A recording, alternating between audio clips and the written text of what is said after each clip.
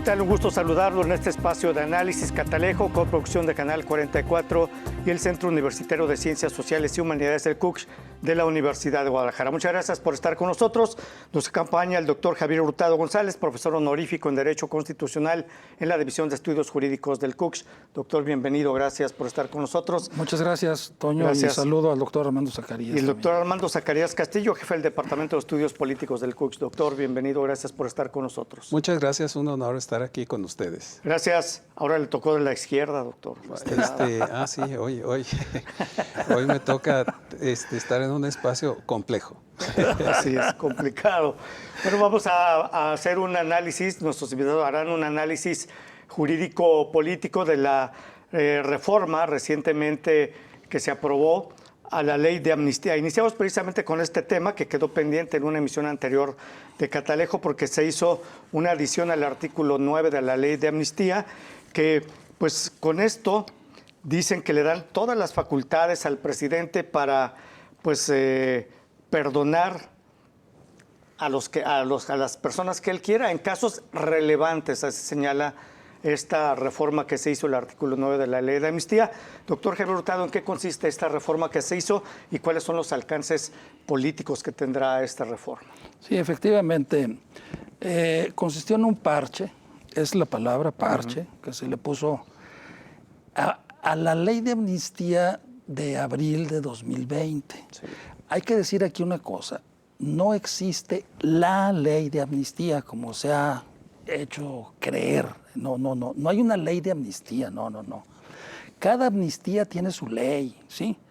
Por ejemplo, la de 1978 fue para los acontecimientos de la década de los 60, 70, sacar a los guerrilleros y todos los que participaron en movimientos sociales de la cárcel y que se incorporaran a la reforma política recién aprobada. La del 94 fue para el asunto del alzamiento armado en Chiapas. La de esta de 2020 fue para beneficiar a las mujeres presas por haber practicado un aborto, ¿sí? Entonces, a esa ley le quieren poner un parche que no tiene nada que ver con el aborto, ¿sí? Para beneficiar a personas, según dice ahí, que aporten información relevante para el Estado mexicano, ¿no? Y a juicio discrecional, así dice la palabra, creo, discrecionalmente del presidente de la República. Entonces, si de lo que se trata yo he escuchado, bueno, lo han dicho algunos de los iniciadores y legisladores del partido del presidente que la han explicado, que la defienden, como Olga Sánchez Cordero y otros más, que es para el asunto de los acontecimientos de Ayotzinapa, ¿no? Para saber qué fue lo que pasó. Bueno, a mí me parece muy justo y necesario, dijeran de la iglesia, ¿no? Sí. Eso. Pero bueno, ¿por qué no promulgan o promueven una ley de amnistía para beneficiar a todas aquellas personas que estén presas injustamente por los acontecimientos de Ayotzinapa o que puedan aportar información relevante para conocer los verdaderos responsables? Pues si hubiera hecho una ley aparte. O sea, ¿qué necesidad hay de ponerle un parche a la ley de amnistía que era para las mujeres que habían practicado aborto, ¿no? Y también para que, quienes habían incurrido en posesión de droga por cuestiones de narcomenudeo, que tenía mucho que ver con las resoluciones que había tomado la Corte, la Suprema Corte, en ambos sentidos, despenalizando el aborto y también con medidas más, digamos, permisivas en materia de consumo de marihuana, sobre todo con fines lúdicos, ¿no? Claro. El famoso derecho al desarrollo de la libre personalidad. Entonces eso lo plasmaron en una ley de amnistía, ¿sí? Que se publicó para esos efectos, ¿verdad? Y a eso le ponen ese parche, que yo no sé qué tiene que ver. Entonces, bueno, ese es, digamos, un primer comentario que puedo hacer sobre eso, ¿no? Muy bien. Gracias, doctor. Doctor Armando Zacarías. Pues efectivamente se trata pues no se trata de una estructura organizada y pensada en términos de la técnica jurídica. Porque hay que tener en cuenta el cúmulo de asuntos y de temas que se han concentrado en este momento en el que, pues, así como dijeron del estudio privado que sacaron para hacer el análisis respecto a los efectos del COVID en el 2020-2021, que dijeron, bueno, eso salió como un tema con un carácter notoriamente electoral. Pues también tiene ese esquema notoriamente electoral, en el que, pues básicamente de lo que comienza a desarrollarse, tal y como acaba de decir el doctor Hurtado, pues no se trata de establecer un mecanismo y una ley de amnistía, sino tratar de establecer un mecanismo que veremos si ese mecanismo y si esas disposiciones no quedan dentro del análisis que tenga que hacer la Suprema Corte de Justicia, atrayendo el tema y tratando de determinar la efectividad que tiene ese proyecto de ley o no desde el punto de vista constitucional. Efectivamente, atraer todas estas perspectivas y medidas que recaen única y exclusivamente en la persona del presidente de la República, eliminando un esquema en el que tenían participación otras instancias como tanto la Cámara de Diputados o la Cámara de Senadores, tratando de hacer el análisis para determinar este principio de desarrollo y de otorgamiento de la amnistía. Entonces queda como una estructura unipersonal en la que no hay una intervención de ningún otro poder para poder determinar la viabilidad o no de la amnistía. Todos estos aspectos pues son aspectos que definitivamente tendrían que haberse analizado, estructurado, desarrollado y propuesto para un proceso legislativo que lleva mucho más tiempo de que se acaba de establecer, porque no es la generación de un proyecto de ley, sino es la modificación de una ley establecida, y entonces esto va a llevar definitivamente a una discusión al interior de la Suprema Corte de Justicia de la Nación. Independientemente de lo que suceda con la Suprema Corte de Justicia de la Nación, el efecto tiene, el elemento tiene un efecto mediático extraordinariamente poderoso.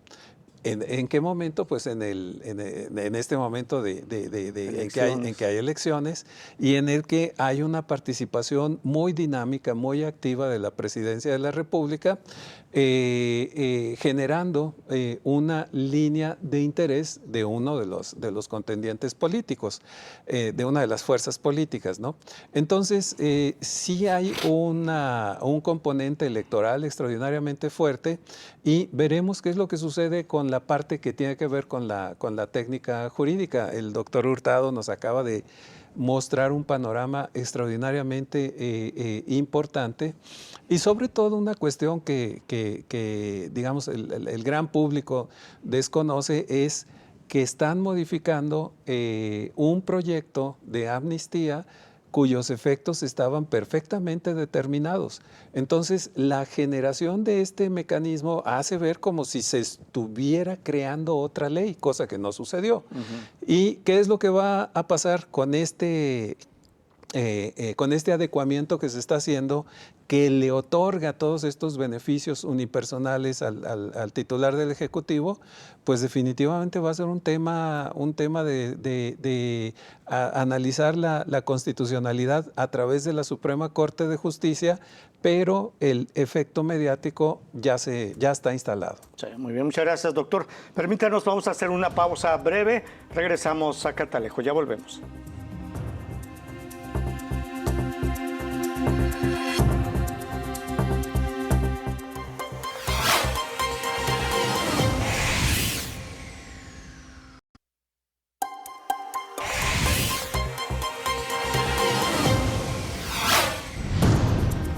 Bueno, continuamos en Catalejo. Gracias por seguir con nosotros. El tema en estos momentos es la reforma, las adiciones que hicieron a una ley de amnistía. Doctor Javier Hurtado, ¿quería hacer una acotación al respecto?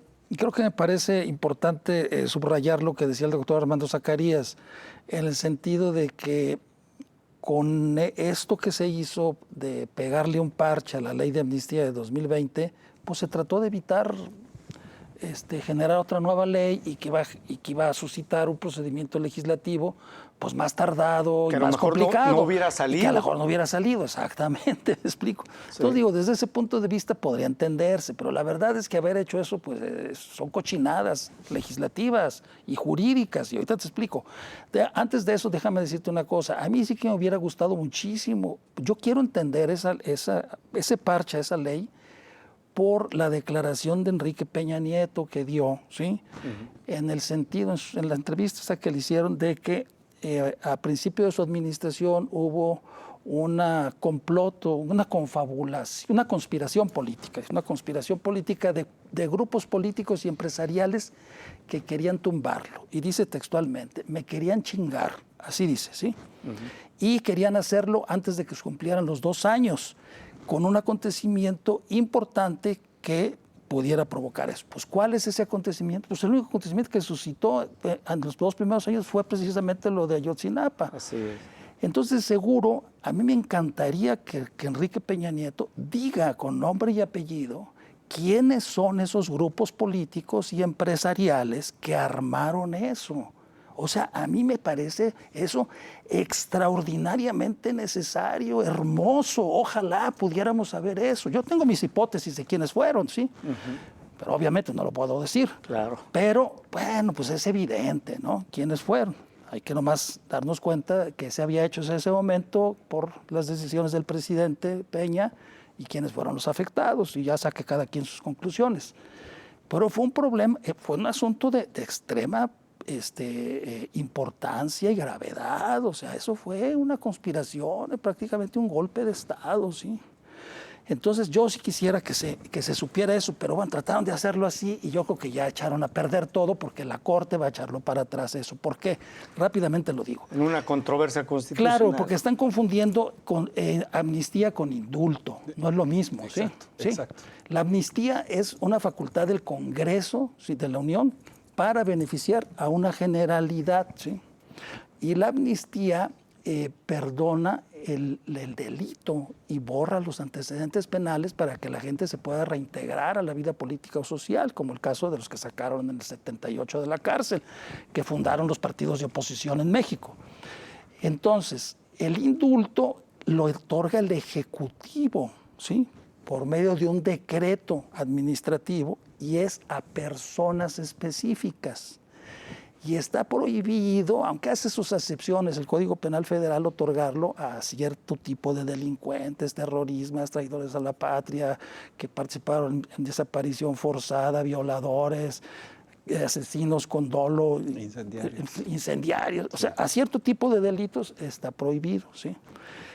Aunque hace cierta excepción y flexibilidad el mismo Código Penal. Pero entonces me da la impresión también que con esto, el parche, si quisieron, quieren saltarse las restricciones que el indulto tiene para que el Ejecutivo lo pueda dar, y por otro lado le dan en una ley de amnistía al presidente facultades para que otorgue perdones a personas, que es indulto. Eso no es amnistía. Eso no es amnistía, eso es indulto. ¿Sí? Permíteme decírtelo. Es como que si el Congreso de la Unión expidiera una ley para perdonar a una persona, luego otra ley para perdonar a otra persona. Pues eso es indebido, eso es facultad del Ejecutivo. Aquí el Ejecutivo va a perdonar en una ley de amnistía a personas específicas cuando eso es del indulto, ¿sí? Entonces están confundidas las cosas definitivamente, ¿sí? Eso lo va a echar abajo definitivamente la Corte. La Corte, sí, doctor. Y bajo esa perspectiva, efectivamente la controversia constitucional, no sé, vamos a suponer que la controversia se resuelva en diciembre, en enero, y que digan no aplica estas reformas. No va a pasar nada. El asunto es que el momento o el momentum en el que sacan esta disposición, pues es un momento de alta algidez en los procesos electorales. Y bueno, toda esta perspectiva de si el presidente tiene o no esas prerrogativas es muy interesante, porque no sería este presidente, el presidente de esta administración, quien llevaría a cabo estas facultades que están otorgadas por estas modificaciones y enmiendas que se hacen a la ley. Y efectivamente, o sea, no es necesario profundizar mucho entre notar que efectivamente hay una amnistía que se declara para ciertas circunstancias muy específicas y que el presidente puede otorgarla, a las del indulto, que son las que están más o menos descritas en el proceso de amnistía que se presenta en este proyecto y que son facultad de un órgano colegiado del Congreso de la Unión, ¿no?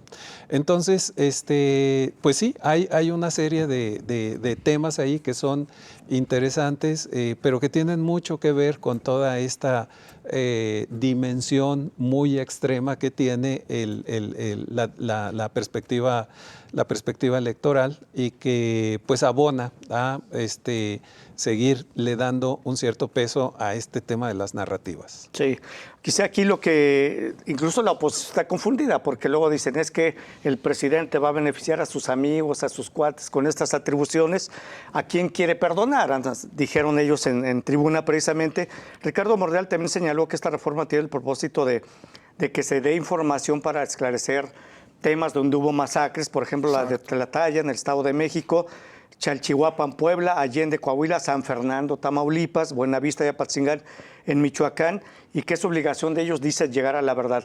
Quizá aquí se considera un exceso que le den toda la facultad únicamente al presidente. Exacto. Cuando la ley del 2020, doctor, había una comisión que era encabezada por la Secretaría de Gobernación, y en la que participó incluso la hoy senadora Olga Sánchez Cordero. Sí, esa comisión era los que analizaban, sí, todos los que entraban y se veían beneficiados, los que entraban por esa amnistía del 2020. Pero bueno, sí, como tú lo dices, si es para conocer la verdad sobre todos esos casos, perfecto, excelente, lo veo muy bien, ojalá se sepa, te lo juro. Yo quisiera saber si Peña Nieto sabe quiénes fueron esos, que lo diga, por favor, por el amor de Dios, claro, se lo ruego, que lo diga. Por la salud de México y para que no vuelva a pasar eso. Imagínate que a la próxima presidenta o presidente le hagan otra confabulación a los 2 primeros años, esos mismos grupos reformulados. Sí, pues claro. No, pues por favor, es que eso no se puede volver a repetir definitivamente. Entonces, a mí me da la impresión que esa ley es para eso, ¿no? O sea, para que suelte la sopa Peña Nieto y los que están injustamente en la cárcel salgan, y los que no están en la cárcel y son los verdaderos culpables vayan a la cárcel. ¿Y perdonar a Peña Nieto? ¿O de qué lo tendría Porque él no tiene, él fue objeto de una conspiración. Sí, claro. Pues pero como el objeto es perdonar a quienes den información. No, pues sí, también en cierta forma perdonarlo por si él tuvo alguna culpa, pero él no. ¿Por qué van a decir por omisión? Pues no, pues eso fue una confabulación y ni cuenta se dio. Además, acuérdate, por favor.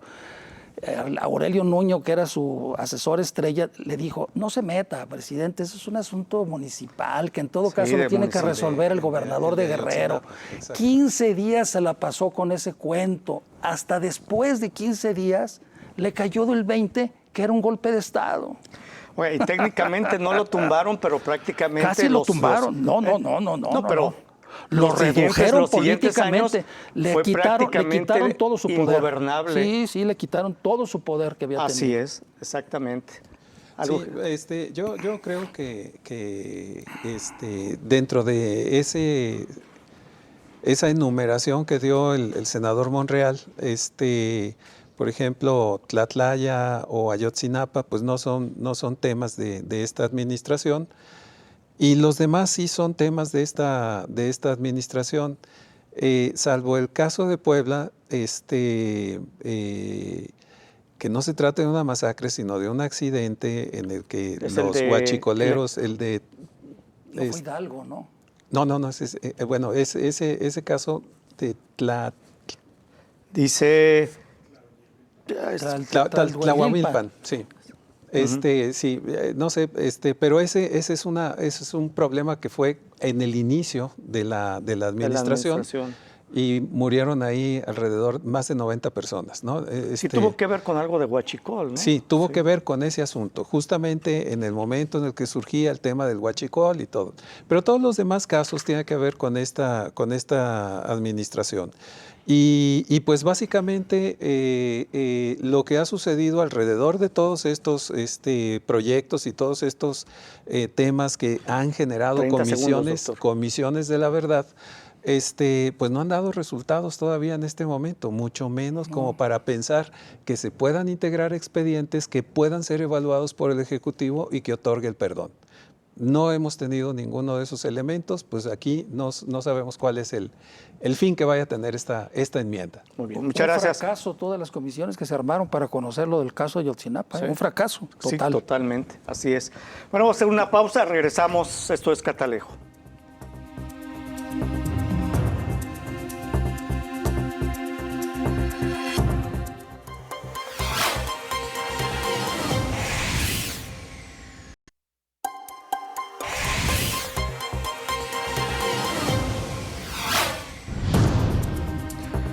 Gracias por seguir con nosotros en Catalejo. Bueno, antes de pasar al tema, yo quisiera mencionar al doctor Javier Hurtado, doctor Armando Zacarías, esta comisión de la Secretaría de Gobernación de la Ley de Amnistía del 2020, pues a marzo del 2024 recibió 2.339 solicitudes, 1.632 fueron por delitos de drogas. Para abril se cumplen 4 años de la entrada en vigor de esa ley. Apenas 371 personas habían sido beneficiadas. De estas, el 89.7% acreditó la situación de pobreza al momento de cometer el delito. Es lo que señala este informe. No, pues muy lento. Sí, claro. Muy lento.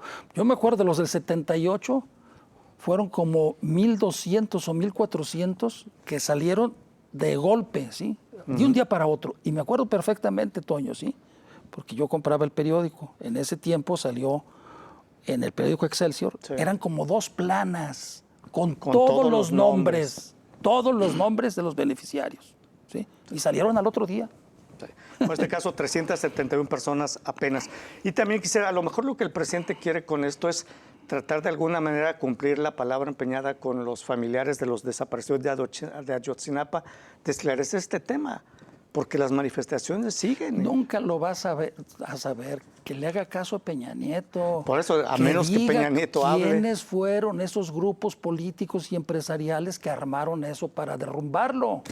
Claro, muy bien. Las comisiones en específico de Ayotzinapa que arrancan con Peña Nieto siguen en esta administración, no han dado luz. Es decir, va a ser muy difícil que se hayan generado los expedientes correspondientes y que se pueda integrar en un momento dado si hay indultos, si hay amnistías, si hay cualquier cosa relacionado con este tema. Pues muy difícilmente, porque esto tendría, si lo que quiere el presidente es ser el actor principal que resuelva estos asuntos, tiene hasta el 30 de septiembre. Entonces ya estamos muy adelantados en todo este proceso. Y la siguiente cosa es que del 3 de junio al 30 de septiembre va a haber 2 presidentes. Sí. Una presidenta y un presidente, muy una probablemente. Presidenta electa, ¿no? Y uno en función. Exactamente. Entonces, pues ya muy difícilmente puede haber un progreso sustancial, sobre todo cuando estén determinándose la construcción de las líneas que van a formar parte de las políticas públicas del nuevo periodo, ¿no? Entonces, pues sí, el efecto que tuvo este asunto fue eminentemente mediático.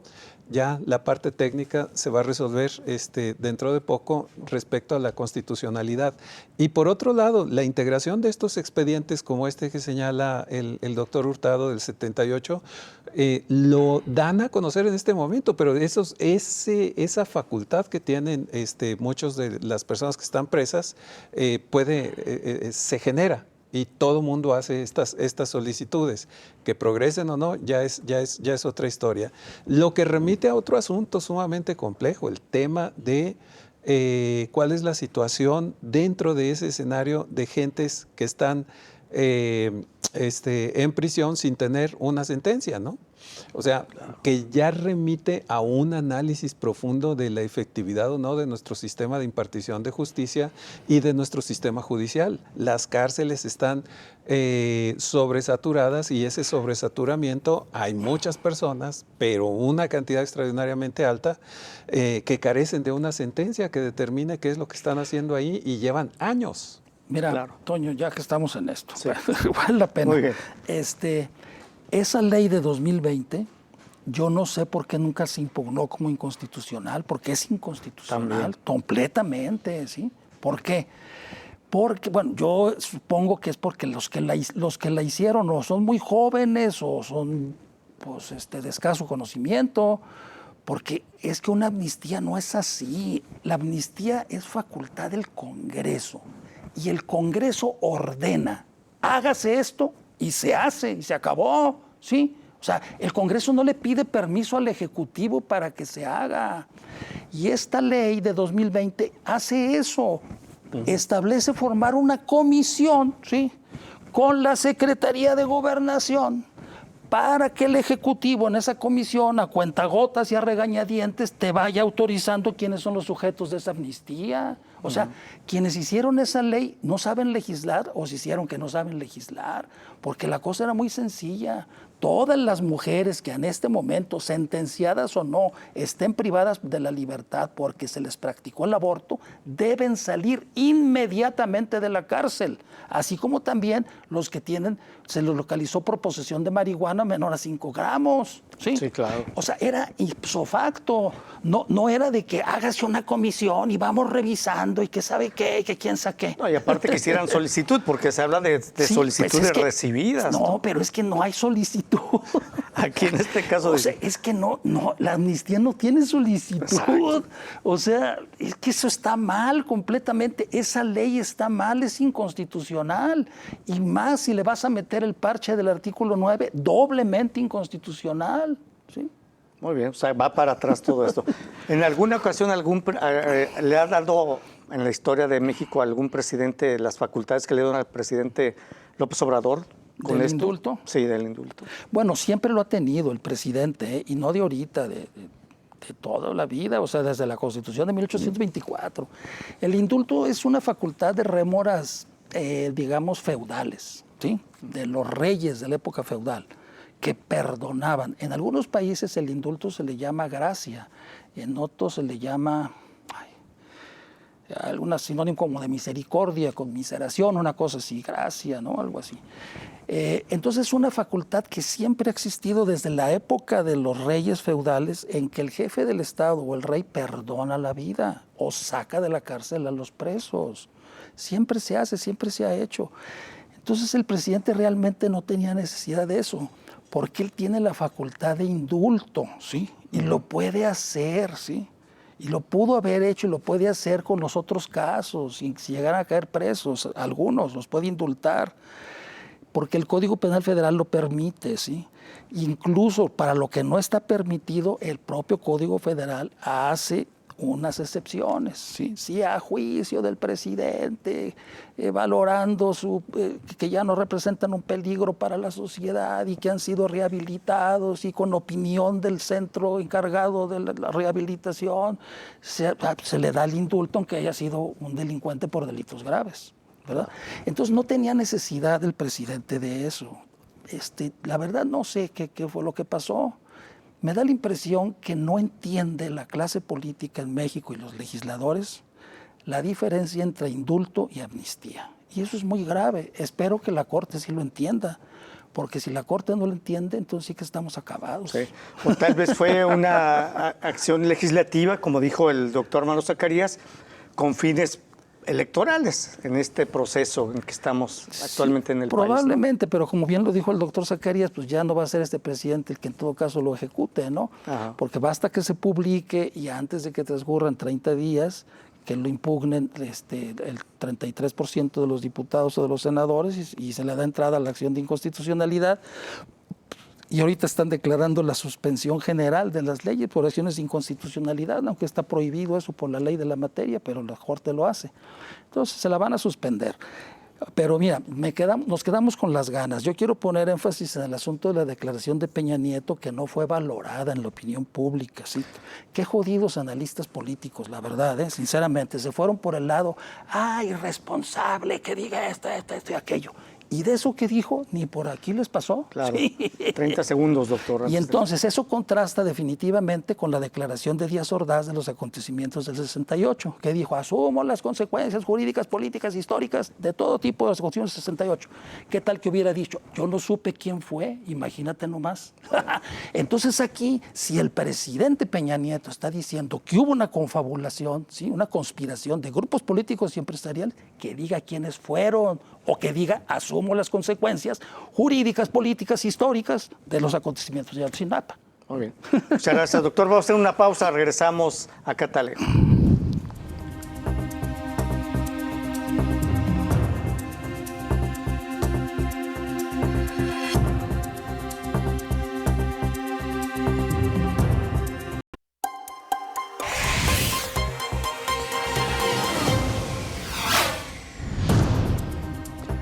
Gracias por seguir con nosotros en Catalejo. Bueno, vamos a analizar ahora, nuestros invitados analizarán el tema de las reformas a la ley de amparo. Se aprobó con 258 votos a favor, 203 en contra y 0 abstenciones. De hecho, se reformaron los artículos 129 y 148 de la ley de amparo y la reglamentaria de los artículos 103 y 107 de la Constitución en materia de suspensión del acto reclamado e inconstitucionalidad de normas generales. Doctor, ¿cuáles son los alcances jurídicos de estas reformas a la ley de amparo? Bueno, mira, yo en principio quiero decirte que en esto que se planteó de lo de la ley de amparo, a diferencia de lo de la amnistía, yo estoy de acuerdo, ¿sí? Se han dicho inconsistencias, malas interpretaciones de esta situación. Primeramente, déjame decirte una cosa. El amparo tiene dos tipos de amparo, existen dos vías de amparo, el directo y el indirecto, ¿no? En ambos casos existe la suspensión. Y la suspensión puede ser provisional o definitiva. Bien, aquí lo que se está modificando es exclusivamente la suspensión con efectos generales en materia de amparo indirecto, ¿sí? Y el amparo indirecto se plantea contra de leyes, esencialmente. Y el amparo directo cuando te violan a ti como persona tus garantías individuales o derechos humanos. Entonces, la suspensión en materia de amparo directo no se le ha tocado un milímetro y sin embargo lo que todos escuchamos en los medios de comunicación, un gran retroceso en materia de derechos humanos a las personas. ¿Cuál? Espérate, por favor. Pues, ¿cuál? O sea, la suspensión en materia de amparo directo no se ha tocado. Lo que se tocó es un exceso que hay allí, ¿sí?, en la ley de amparo de manera indebida, ¿sí?, para que un juez, violando incluso todo el orden jerárquico interno de la Suprema Corte, un juececito de distrito, ¿sí?, se pase por el arco del triunfo a 128 senadores, 500 diputados y al presidente de la República, y no solamente a ellos, sino a los tribunales colegiados de circuito, a los tribunales de apelación, a los tribunales regionales y a la Suprema Corte de Justicia. Porque en todo caso, la declaratoria de inconstitucionalidad de una ley, ¿sí?, es y debe de ser facultad exclusiva de la Suprema Corte, ¿sí?, no de un juececito, ¿sí?, por favor, ¿sí? Eso hay que distinguirlo. Entonces, lo que se trata de solucionar es ese problema, ¿sí?, que un juececito de distrito, ¿sí?, se tome atribuciones que no le corresponden ni dentro del Poder Judicial, pero que indebidamente se las da la ley de amparo, y que tampoco le corresponden porque se está asumiendo facultades del legislador, de todo el Congreso de la Unión y del presidente de la República que promulgó la ley. La dictadura de la toga, dijo Ricardo Claro, Monreal, o sea, digo, lo dijo así, eso fue criticado, pero la verdad, debemos de analizarlo esto bien, o sea, lo que está afectando la separación de poderes, llamada división de poderes en México, no es esto, no es terminar con esto, no. Más bien, eso es lo que afecta al principio de separación de poderes. Pues, ¿cómo? O sea, ¿cómo va a ser posible? Porque pasa por encima esa disposición, como lo acaba de decir el doctor, pasa por encima del Congreso de la Unión. O sea, Del Congreso de la independientemente Unión y de del todos Poder los Judicial, pasa por órganos. encima del Congreso de la Unión y dice uno, bueno, ¿y quién toma esa determinación? Un juez. Y de todos los órganos del Poder Judicial, mira, se confunde a veces. Y es que todo esto viene con relación a la ley de la industria eléctrica. Un juez, el juez Gómez Fierro, que fue mi maestro, Sí. se ¿Fue su aventó, maestro? sí, de amparo. se aventó el cohete de... Y amparó a todos, ¿no? Convirtió No, anuló la ley de la industria eléctrica y benefició a todos. Pero fíjate qué curioso es esto. Déjame decírtelo. Es que quiero que se entienda más o menos un poco mejor. Fíjate, la ley de amparo, es que esto se relaciona con el 128. Lo que se está modificando es el 129, ¿verdad? Sí. El último párrafo. Pero se relaciona con el 128, que dice: con excepción de los casos que se proceda de oficio, la suspensión se decretará en todas las materias, salvo las señaladas en el último párrafo de este artículo, que siempre que concurran los siguientes requisitos, lo llave. Que no se siga perjuicio al interés social ni contravenga disposiciones de interés público. Es el primero. Luego dice aquí, al final también, se lo agregaron en el 2014. Las normas generales, actos u omisiones del Instituto Federal de Telecomunicaciones y de la Comisión Federal de Competencia Económica no serán objeto de suspensión. Fíjate, esto lo pusieron en 2014, en el contexto precisamente de por lo que quisieron tumbar a Peña Nieto. Pero entonces, esto que le pusieron aquí era cuando se suponía en ese entonces que estos órganos iban a defender al consumidor, a los ciudadanos, a los gobernados. Pero ¿qué es lo que vemos ahora? Fíjate nomás qué aberraciones, ¿eh? No procede el amparo contra las decisiones de estos. Ahora estos están, por ejemplo, del lado de las cableras. ¿Sí supiste, no? Sí. Lo de que quieren quitar los aquí en cables, Guadalajara sí. le ganaron al municipio de Guadalajara, sí, que quiso regular lo de los cables. No, pues estos le dieron la razón a Ricardo Salinas. Cuando esta disposición más se puso para el contrario, ¿sí? Para que estas decisiones de la comisión no pudieran ser revertidas por la Corte, ¿sí? Por cochupos y componendas ahí, y beneficiaran al consumidor o al usuario. Pero es el mundo al revés. Ahora estos defienden a los grandes dueños de las grandes empresas de telecomunicaciones, ¿sí? Y de cables, como es el caso de la de Ricardo Salinas. Sí.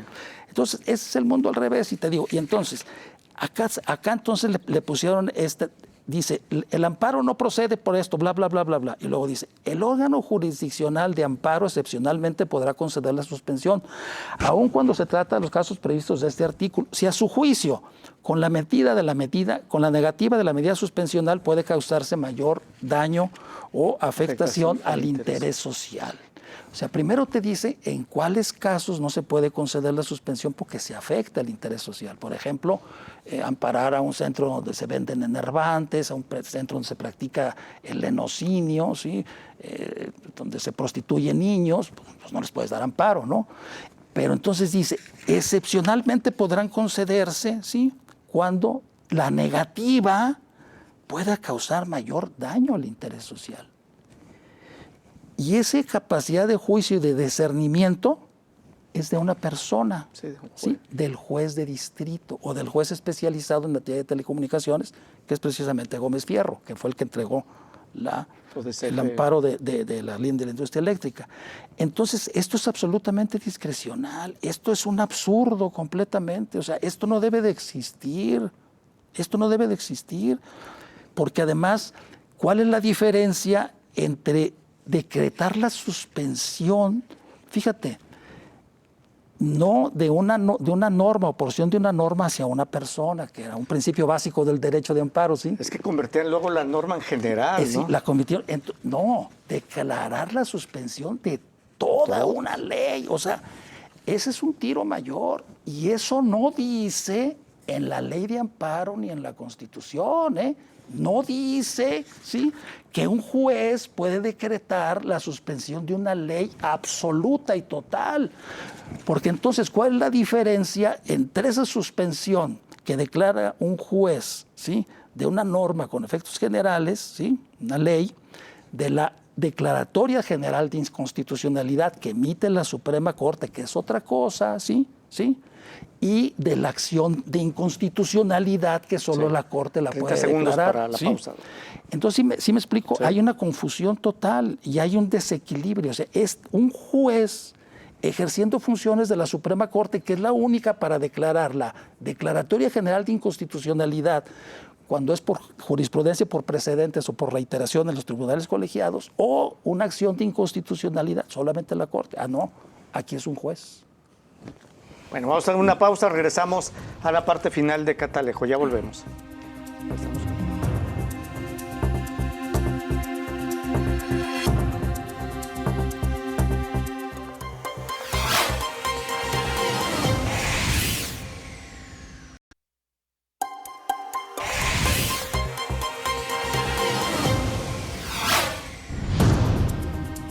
Bueno, llegamos a la parte final de Catalejo y bueno, básicamente yo les quiero preguntar, entonces esto, dicen, atar las manos de los jueces para que no estén dando en exceso amparos a obras o acciones de gobierno porque lo hacen luego ineficaz el gobierno.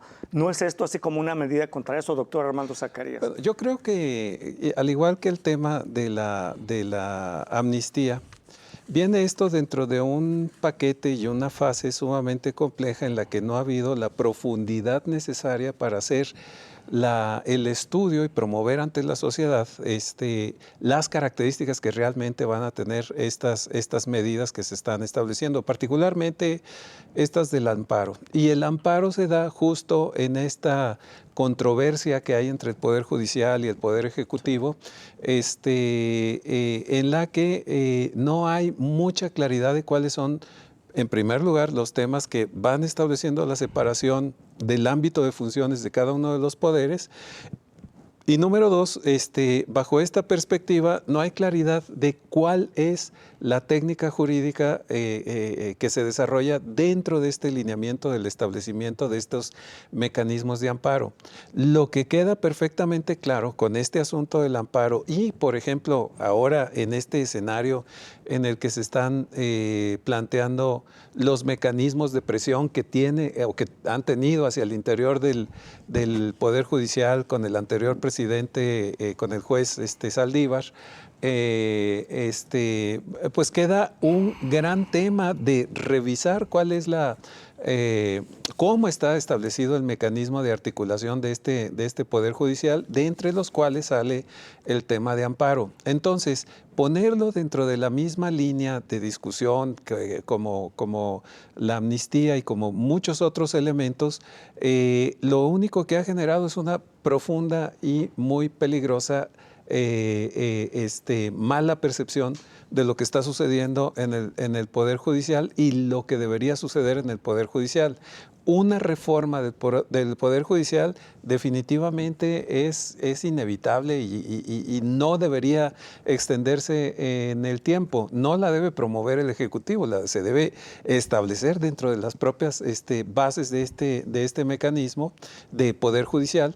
Y pues eso es lo que estamos viendo. No estamos viendo una discusión a profundidad de estos asuntos esenciales y de estos temas que han quedado como objetos de difusión general, pero no hay una explicación técnica que nos esté remitiendo a cuál es el significado real de estas transformaciones. Y lo que sí tenemos en este momento es un exagerado ruido por todos lados, ruido político, ruido promocional, ruido propagandístico, ruido mediático, pero ningún análisis a profundidad de lo que representan estas medidas. Entonces, yo creo que lo que está aquí en juego es el tema de la reforma del Poder Judicial, que es inevitable. Es muy importante que se establezcan los mecanismos para que haya una estructura de mayor eficiencia y que se vaya eliminando la discrecionalidad al interior de ese poder que, por lo que se sabe en este momento, está sujeto a una gran cantidad de presiones internas, aparte de todo lo que existe en el entorno proselitista y demás, ¿no?